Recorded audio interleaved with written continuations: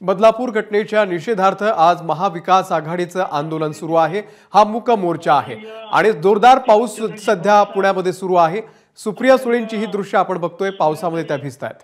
सर्व पक्षाचे अध्यक्ष, सर्व आजी माजी आमदार, आजी माजी नगरसेवक आणि सर्व महाविकास आघाडीचे सर्व कार्यकर्ते, सर्वप्रथम महाविकास आघाडीचे सर्व कार्यकर्ते सर्वप्रथम तर बदलापूर घटनेच्या निषेधार्थ महाविकास आघाडीचं हे आंदोलन पुणे स्टेशन परिसरामध्ये सुरू आहे। डॉक्टर बाबासाहेब आंबेडकर यांच्या पुतळ्याला पुष्पहार अर्पण करून 10:05 हे आंदोलन सुरू झालं। पुढचे 1 तास हे सर्व कार्यकर्ते या ठिकाणी बसून आहेत। 11:05 कोणीही या आंदोलनस्थळावरून हटणार नाही। भर पावसामध्ये 3ही पक्षाचे नेते या आंदोलनामध्ये सहभागी झालेले आहेत। सुरक्षित राहू शकत नाही आणि सुप्रिया सुळे यांची ही दृश्य आपण बघतोय, धोधो पाऊस कोसळतोय। आपण सर्वजण या ठिकाणी उपस्थित आहोत।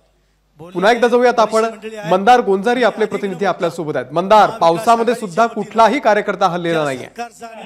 जेव्हापासून हे आंदोलन सुरू झालं तेव्हापासून पावसाला देखील सुरुवात झाली आणि उत्तरोत्तर हा पाऊस वाढत गेला आणि या पावसामध्ये देखील महाविकास आघाडीचे नेते या आंदोलनामध्ये बसून असल्याचं आपण पाहतो आहोत। आणि ते जे चित्र आहे आंदोलनाचं ते अर्थातच परिणामकारक महाविकास आघाडीसाठी म्हणून करू शकता, कारण एका अर्थाने या आंदोलनामध्ये स्वतः शरद पवार सहभागी झालेले आहेत। त्यांनी सहभागी होणं, पाऊस येणं, या सगळ्या गोष्टी ज्या आहेत त्या आपल्याला या ठिकाणी पाहायला मिळत आहेत। आणि शरद पवारांच्या बरोबरच महाविकास आघाडीतील अनेक ज्येष्ठ नेते या ठिकाणी आहेत। काँग्रेसचे मोहन जोशी आहेत, शिवसेनेचे महादेव बाबर आहेत, रवींद्र दंगेकर जे विद्यमान आमदार आहेत ते आहेत। हे सगळे नेते आपल्याला या निमित्ताने पाहायला मिळत आहेत। या तिन्ही पक्षांच्या ज्या महिला आघाडी आहेत, युती आघाडी आहेत, त्या युती आघाडीच्या महिला पदाधिकारी देखील आपल्याला या ठिकाणी पाहायला मिळत आहेत। आणि अर्थातच त्यांच्यासोबत स्वतः सुप्रिया सुळे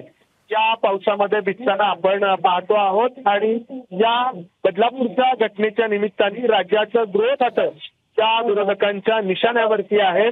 ही घटना घडलेली आहे बदलापूरमध्ये।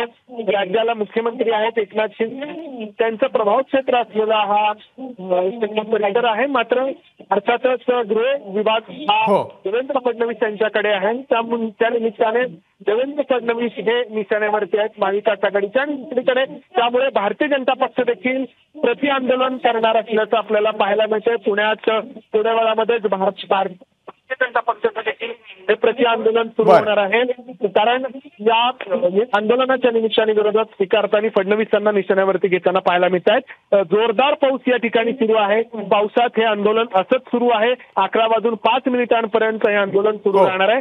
मधल्या काळामध्ये महात्मा गांधींचं जे भजन आहे, नरसी मेहतांनी लिहिलेलं रघुपती राघव राजाराम, हे भजन या ठिकाणी म्हणण्यात आलं।